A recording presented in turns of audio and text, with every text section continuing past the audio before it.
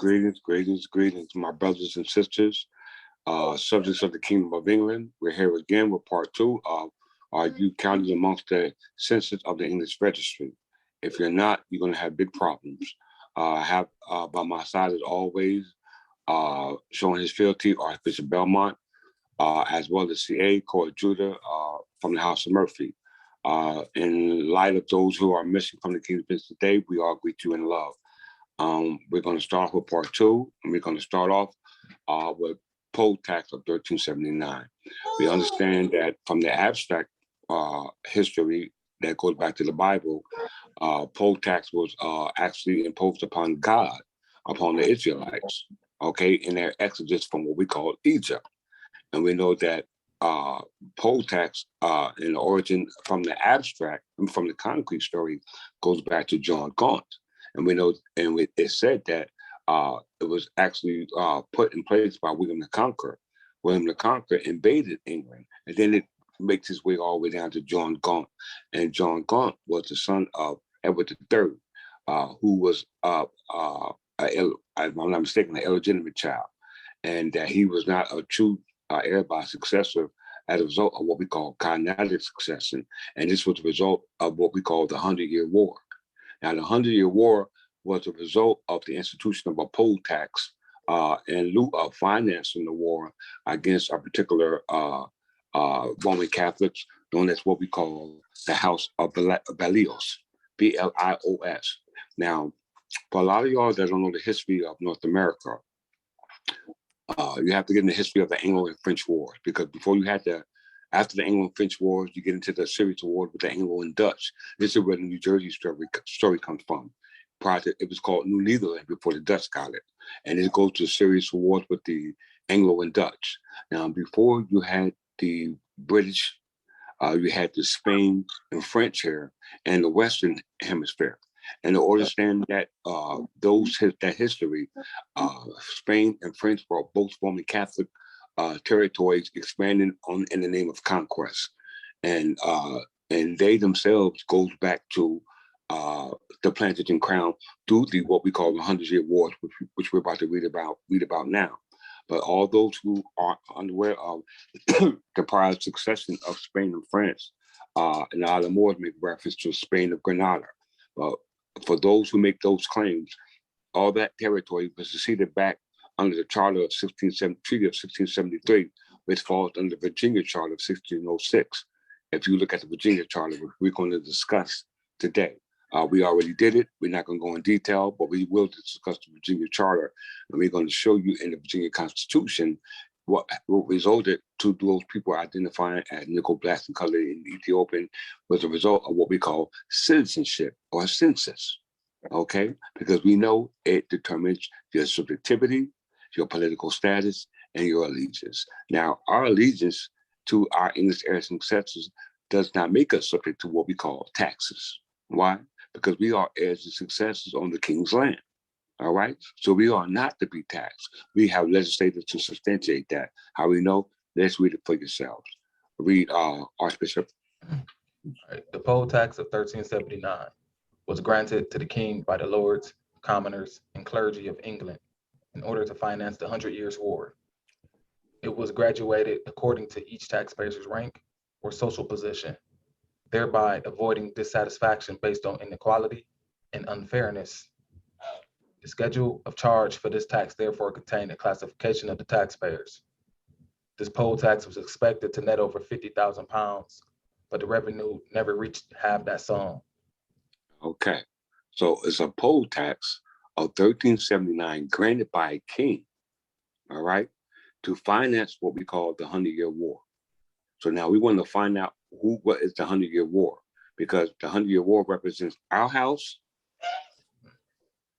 which are not Roman Catholics, and the Roman Catholic house, which takes you all the way back to the history dealing with the western part of what we now call North America, because the eastern part of North America was already being handled by our present ancestors who were fighting in those Anglo and Dutch wars. And as a result of the House of Stuart and the House of Hanover, House of Saxon-Coburg, and the House of Windsor, they usurped our estate. But thank God, our ancestors have revealed in me, your king, the history of what we call Jersey, understanding the true authority that charters have within the colonies. Okay, because there's only three types of what we call chartered governments. One is the Constitution of First Class. I'm gonna say it again. It's called the Constitution of First Class, issued by a crown with orders attached to the governor. Because before you had a governor, you had a royal governor. The last royal governor you had in New Jersey was called William Franklin. Who succeeded him was William Livingston. And this was under the de facto July 2nd, 1776 Constitution, which moved it from the government that was sitting in Perth Amboy, where we're located now, to Trenton, which they're located now. This was the Provincial Council. Okay, so the origin of taxes, which we all, or people are subject to, I don't pay taxes. And my English people are not going to pay taxes as a result of the implementation we're doing in this day and time. But just for those who don't understand that, why we say we're not taxpayers, it's what we have here. It says the poll tax wasn't granted by the king, granted to the king by the lords and commoners. Now, remember, we said under the abstract understanding that God put the tax on the individuals or the Israelites. Now you're reading it from the concrete, where the Lord, which was not a school, these were deity beings, look like me and you, put taxes upon commoners. All right? Encouraged, because whatever the lords did, the commoners are supposed to follow to their subjects. This is what you get in history, what we call tenants in chief. So the tenants in chief switch places with the landlords. Okay? We're going to get into that. It said it was graduated according to each taxpayer's rank on the social position, thereby avoiding dissatisfaction based on inequality and unfairness. Equality and fairness is equity. Chancery. Inequality and unfairness is law, or the common law, because orders that are issued from chancery are contrast to orders that are issued in inferior courts called courts of law. Okay? Background, a poll tax. Read, Archbishop. The fiscal exigencies of the 100 Years' War compelled the bad Parliament of 1377 to grant to the king a tax of 4 pence or a groat to be taken from the goods of each man and woman in the kingdom over 14, with the exception of real beggars. In addition, the clergy granted a tax of 12 pence from every benefited person and a groat from every other person, with the exception of mendicant friars. Stop right there. Mendicant friars. Okay, that's fine. Now, we understand what's going on, that a tax is being done by the king to finance what we call the 100-Year Wars. So we want to understand who these parties are in this 100-Year War, because we are one of these parties. We represent one of these parties. We are I'm the successor king of those kings, and who you see amongst me are the subjects who are part of the king's dominion, and it's their obligation to enforce those who are living on the land and those who are supposed to be paying free and common sukkahs, which we call today feudal tenure. So this is why people are being taxed, but the king ain't get the free and common sukkahs because there ain't no king here. So everybody is based off capitalization now. Feudal tenure, everybody making money. You ain't supposed to be doing this and you don't own the land. What's wrong with that? That is stealing the king's equity. Yep. Yes, sir. You're usurping the king's land and energy and currency. Yes, sir. In the name of Cold War. See, it ain't a hot war. What you call it? What's the opposite of Cold War? What's the term like they about to have over in the UK right now? You have a Cold War, which is like, or it's like political things like we call embargo acts, things of that nature. And then you have the actual war, the actual fighting ammunition, etc. You know what I'm saying? So what our ancestors did was put embargoes, or it was a state of Cold War as a result of what these de facto monarchs were doing in lieu of this 100-Year War. So the question becomes, in lieu of the poll tax, i.e. tax, which census originated from, all right, because every citizen pays taxes, it originated from here, the 100-Year War. Let's find out what that was.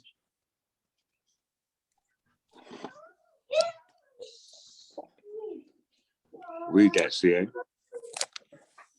The 100-Year War, French, La Guerre de Saint-Anne, 1337-1453, was a series of armed conflicts between the Kingdom of England and France during the Middle Ages.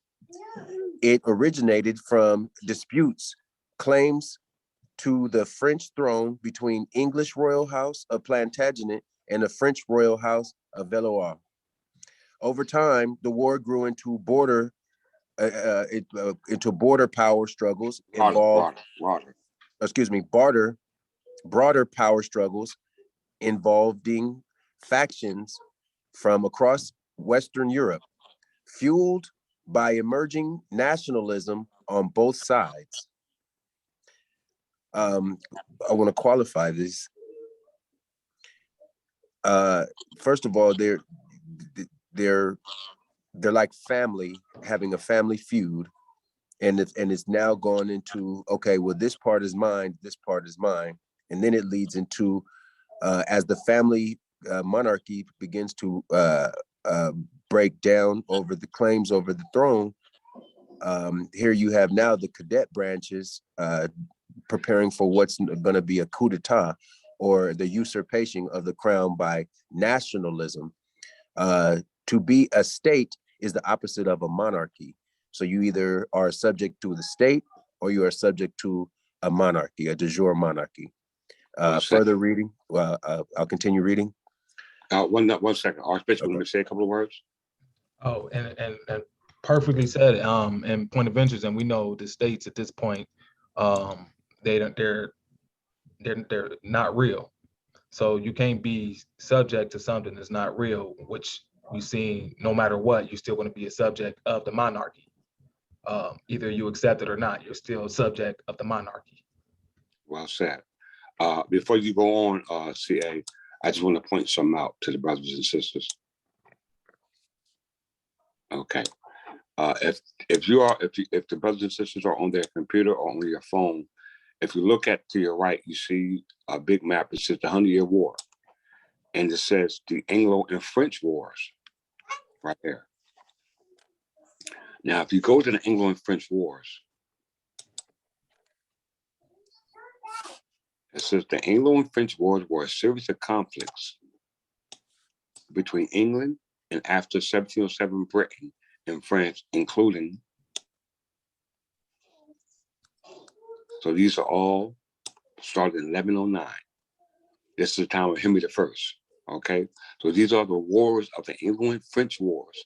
Now we're dealing with a conflict that was called the 100-Year Wars that goes back to 1109, called the Anglo and French War between the Plantagenet crown and the House of Belmont. So it's very important to understand who these two houses are and the territory that it encompasses in lieu of this conflict. Okay, so let's do that before CA goes on to read. It says location, very important, y'all. France, Low Countries, Great Britain, and the Iberian Peninsula. All right, let's hit this right quick. The Iberian Peninsula, we know, I'm pretty sure you all know what that is. But what's very important about the Kingdom of Iberia, or the Iberian Peninsula, that it's a part of the Kingdom of Iberia. All right? And back to that, let's just go here. It's a part of the Kingdom of Iberia. You see the flag, y'all?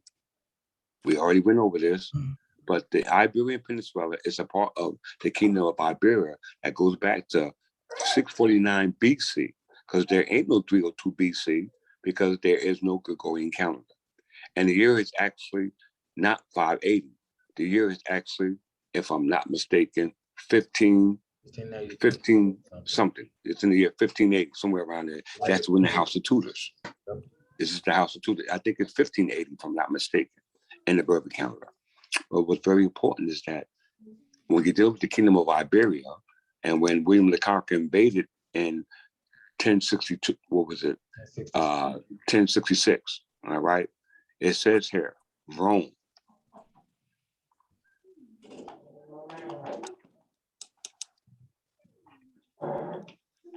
Rome was at its height in 117 AD. 117 AD in the Berber year is 1027. No, actually 1066. I think it's 1066. This is the time of William the Conqueror. And it didn't just cover this territory called the Iberia Peninsula. It covered all this vast territory. Mm-hmm. This is all the territory, and the flag at that time was this flag. Libyan Berber, Kingdom of Libya, Kingdom of Iberia. Yes, sir. The England flag. So you can see how much influence that the Kingdom of England was at this particular time. Because if you're dealing with that territory of the so-called people who live there now, they're called the people of Georgia. Because when you look at the flag of the kingdom as if this is the flag, that's not the flag that show up. This is the flag that show up. So these are two different flags. Either the flag of Iberia is this one or this one.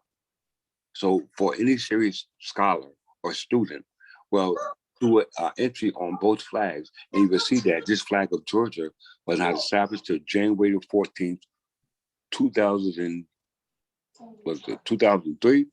Yeah, it was relatively early. Relatively early, but it was on my birthday, which is the Berber New Year. So that means that this flag supersedes the flag of Georgia, the one you see here. It says the 21st century. All right? So that means that your ancestors as the Kingdom of England was ruling all the way back in 649, which was the last ruling pharaoh under Samsis I. It was three of Samsis I, second, and third. After that, the Greeks took over. So after that, the Persians took over, and then came the Greeks. All right? So not to get off track, we did a history lesson on it already. If you haven't seen it, please go back and review it. But for the second time, we will move on. So as we know, let's go back up here. I'll go back to that in a second.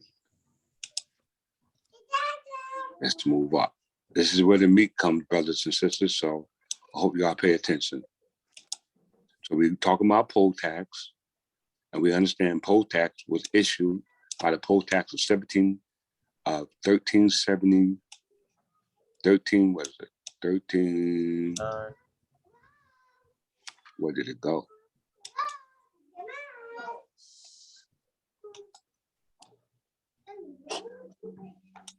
Okay, here we go. Yeah.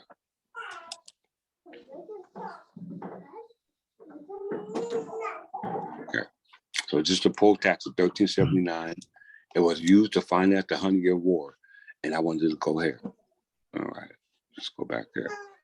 The two parties that are initiated in this 100-Year War. Let's look at who they are. House of Plantagenet. House of Valois. This is our house, y'all.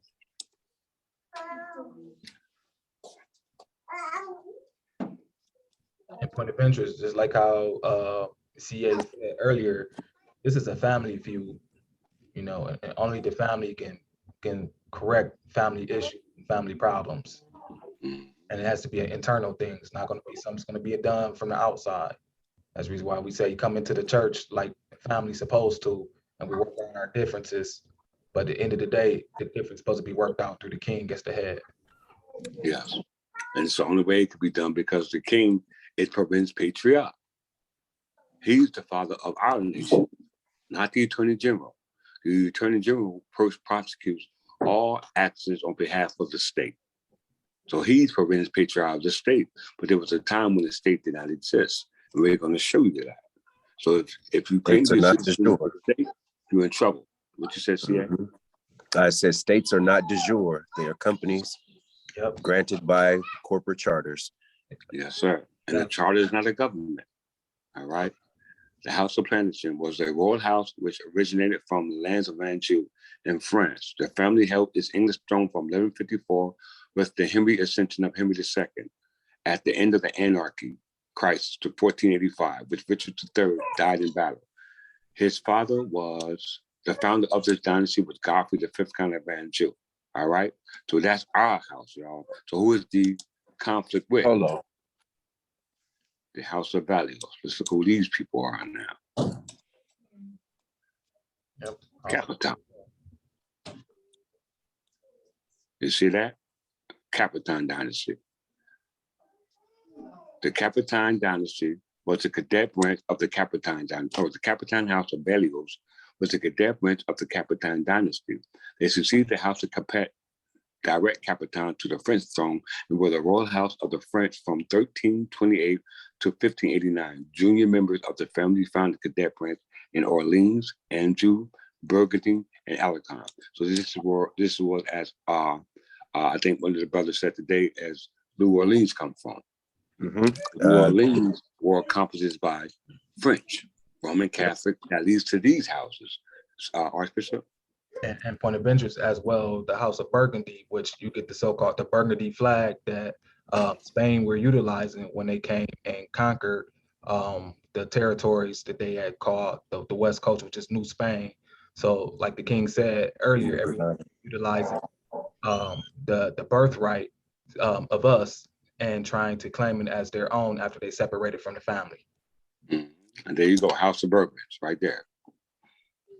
House of Bourbon.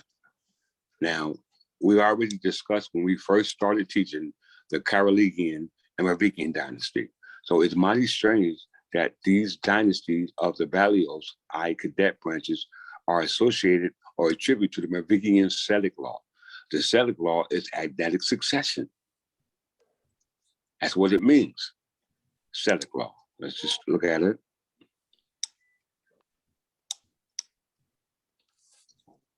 Now, they had their own Selic law. It said the Selic law, also called Selian law, was the ancient Frankish civil law code compiled around AD 500 by the first Frankish king Clovis. The written text is in Latin.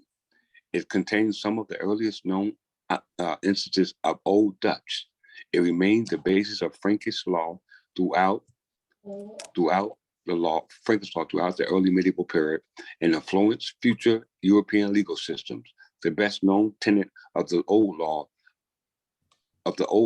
is the principles of exclusion of woman from inheritance of the throne. You hear that? That's called agnatic succession. So even they practice agnatic succession. All right. Let's go Point back of interest. Go ahead, Sia.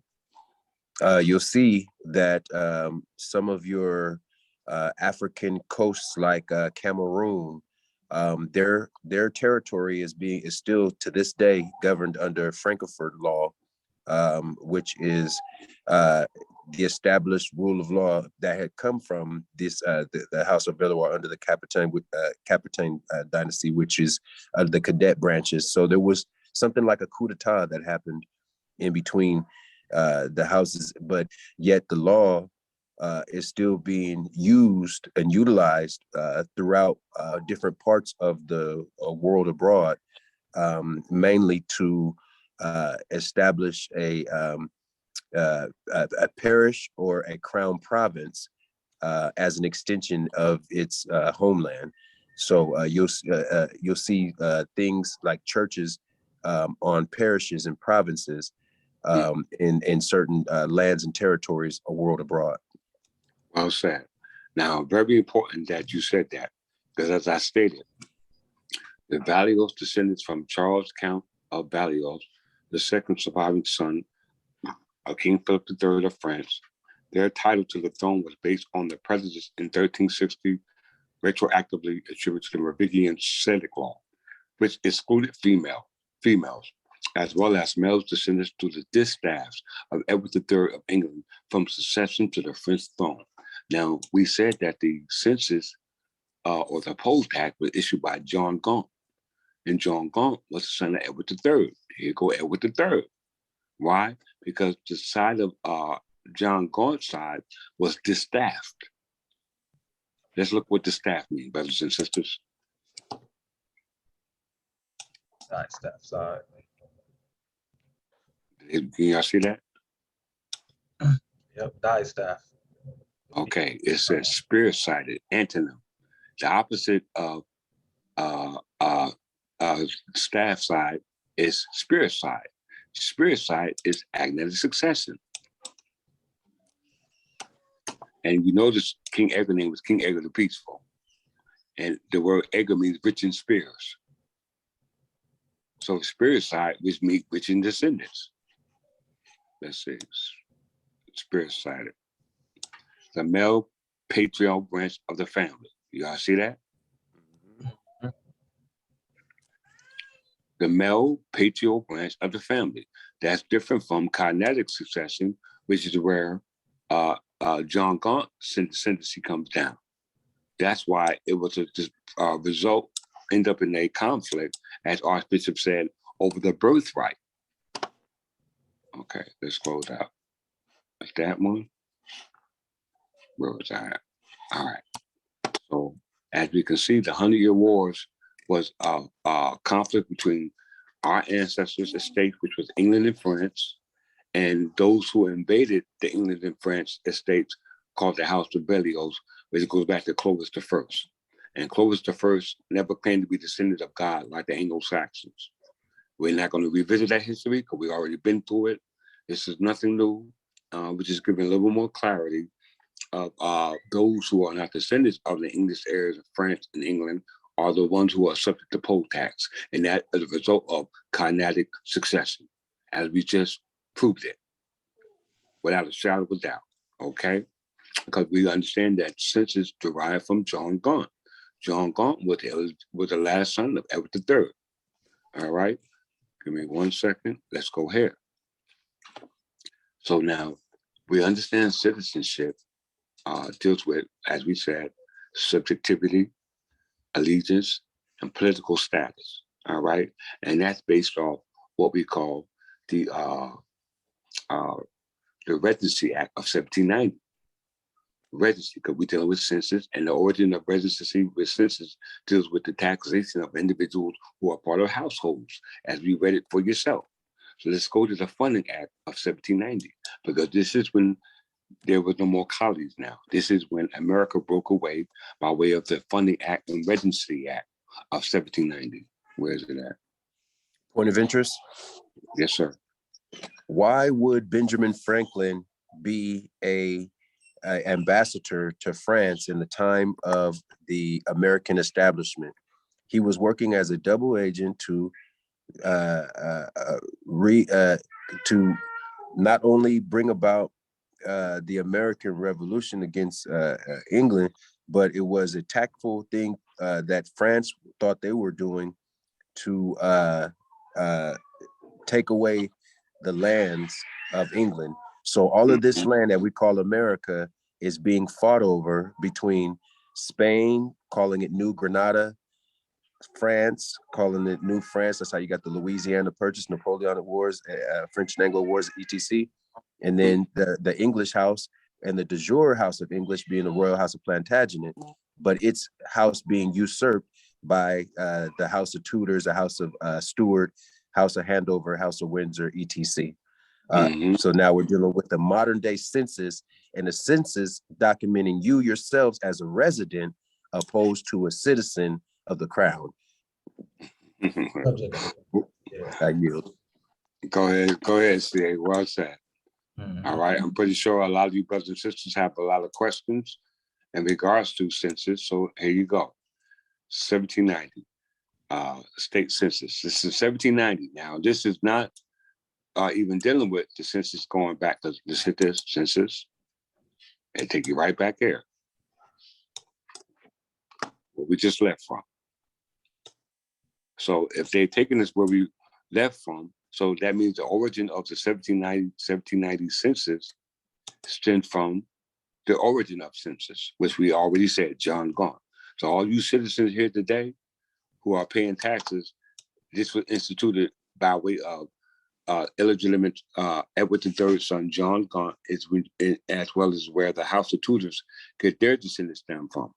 Because when we get to the history dealing with the breakdown of the Angevin crown, it's a result of the Yorks and the Lancasters called the War of the Roses. All right? You guys know this history, y'all. Very important. So this is the reason why when the English settlement was set up here in North America, there had to be a census for who was coming here. It's called the Elizabeth Religious Settlement. Back to settlement.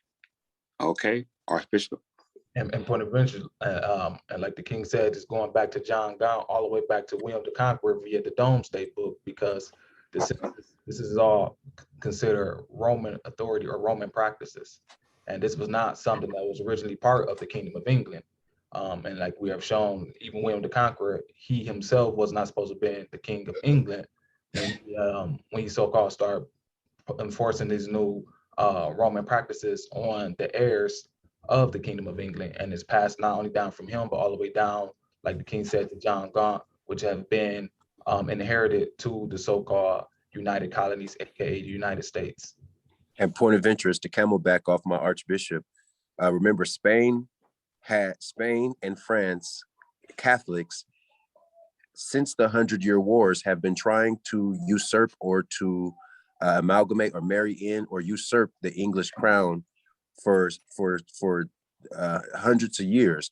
And it wasn't until the House of Tudors, Henry VIII, married Catherine, the daughter of Ferdinand and Isabella, and had her daughter Mary, but she would fail to yield a son to solidify a dynasty.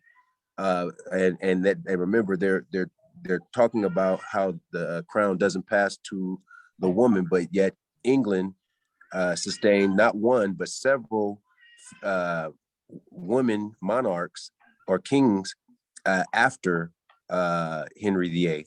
So that shows you that the usurpation of the English crown had been successful, as now you have Queen Elizabeth, Queen Mary, Queen Elizabeth again, etc.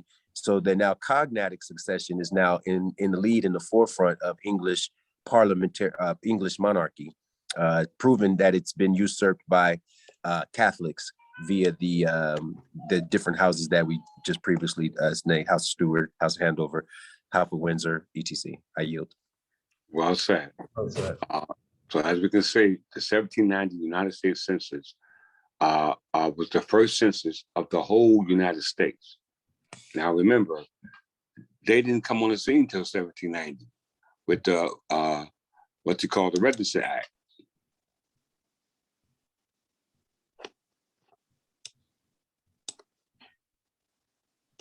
The Residency Act, officially titled an act establishing temporary and permanent seat of the government of the United States.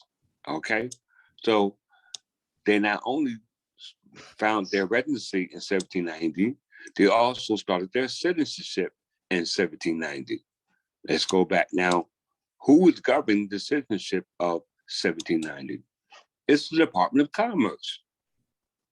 Now, point of interest, isn't a resident a taxpayer? Yes, sir. So that means that they knew they were going to have to pay taxes because they were foreign. Where's it at? There we go. All right, 1790 United States Census. But you see in the box that says United States Department of Commerce. Why would the Department of Commerce be taking the census? Brothers and sisters, y'all got to look at this. The Bureau of Census is being demonstrated by the United States Department of Commerce. Everybody's listed as foreign traders. Foreign traders. That's very important. And why do I say that? Let me go to it. Let's go here. Census Act, now that goes to the Residency Act, which to take a residency, which is Washington, D.C., a 10 square mile radius. Because remember, before you had the United District of Columbia, which we're talking about now, we just had the states. All right? So if it was no states, you wouldn't have no District of Columbia, which is where the residency took place, which was a municipality. They didn't take place in no state. They took place in a municipality. All right? So let's get to the origin of the residency that the United States got to from that they inherited from the colonies. If it wasn't for the colonies' settlement and residency here in North America, America wouldn't have no residency here in North America. Does that make sense, King Vince? Makes a lot of sense. So if we disqualify the colonies, we disqualify Americans. And our job is just to bring the simple truth to you. If you want to be American, then you're in a world of trouble because you have broken your allegiance, which disqualifies your political status in regards to your birthright by way of citizenship. And that's according to your birth record, because your birth record does not show your political status, it does not show your subjectivity, and it does not show your allegiance. Pay very close to that, what we just said about those three. Say that one more time, King. Say that one more time, and then I'll say what I got to say, because they need to hear that again. The birth certificate, known as the birth record, which determines your birthright, does not show your political status, your allegiance, and your subjectivity in regards to your political status and your allegiance, which protects your birthright in lieu of your inheritance. All right, point of interest. Franklin Roosevelt said, you have a Republican form of government if you can keep it. If you can keep it. Now, we've already discussed that the Republic is in opposition to the monarchy, a de jure monarchy. We've also qualified that the monarchy of England and France have been intermingled or married in, or this is one and the same family going back to time immemorial. So the dividing of the land that we call America is the dividing of the ancestral lands of what we know now as England, Spain, and France. But remember, we think of Spain, I'm gonna say this sharply. When you think of Spain, you think of the Moors. You don't think of Spain as its modern day doing business as. You think of the old Iberian Berbers known as Moors who inhabited the lands, i.e. the Visigoth territory, Gothic territory, who fought with Hannibal against Rome. So once Rome and after the Punic Wars then took over the Iberian Peninsula, it then came after its offshore holdings, or its the holdings of the monarchy via the Barbary pirates on into the English crown, into the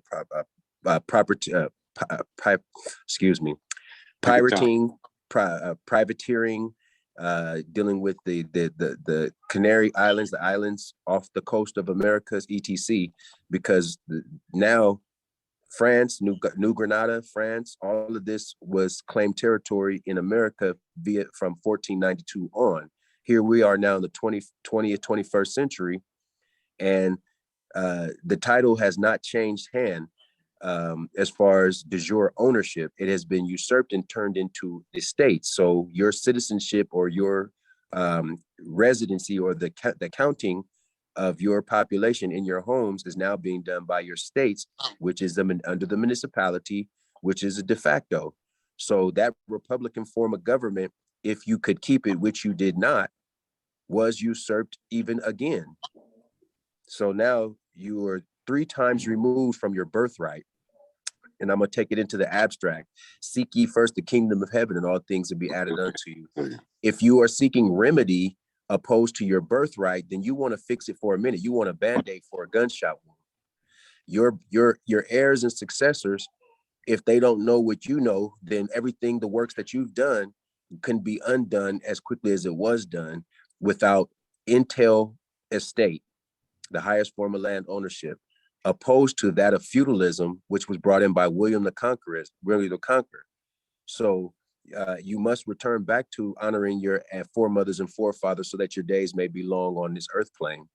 I yield the floor. I just wanted to coincide the abstract phrases and words that we've all qualified in our previous school of thoughts now into the concrete, which is your entail estate and birthright is protected by the royal charters that preceded you, not the state charters that you're living in.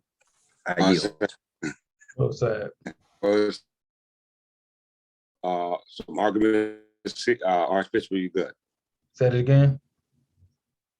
You want to make a note, or you good? Oh yeah, point of interest. That's what I was going to say. Like, and to come back what CA was saying, like to continue to go into these, fraudulent states, looking for remedy or utilizing their documentation to try to bring a claim to the people is showing that not only that you are denying and abandoning your birthright, going back to the Kingdom of England, Great Britain, whatever, Albion, but it's showing that you're a part of the treasonous acts that's still continuing on today amongst the heirs, whether you know it or not. So they need you to be committing these acts of treason, because remember, it's the people that's doing it, not them. It's the people. So at the end of the day, it's the people who have turned their back on doing what they're supposed to be doing, and technically not the companies. Well said, Archbishop. The company's got escape clause, so you know. Yeah, they got escape clause. They got plausible deniability. I'm glad you said that, because that takes us to what's our time looking like? We got about 7 minutes. Okay. All right. So as we can see, the census of 1790 dealing with American citizenship is founded on the origin of citizenship, which was a result of a poll tax put on foreigners who are occupying territories that they were not originally subject to under the monarch. And that's reference to because America is not subject to a monarch. And we're in the year 1790. America declared their independence in 1783. Okay. The America's rule started in 1776. English rule started in 1783.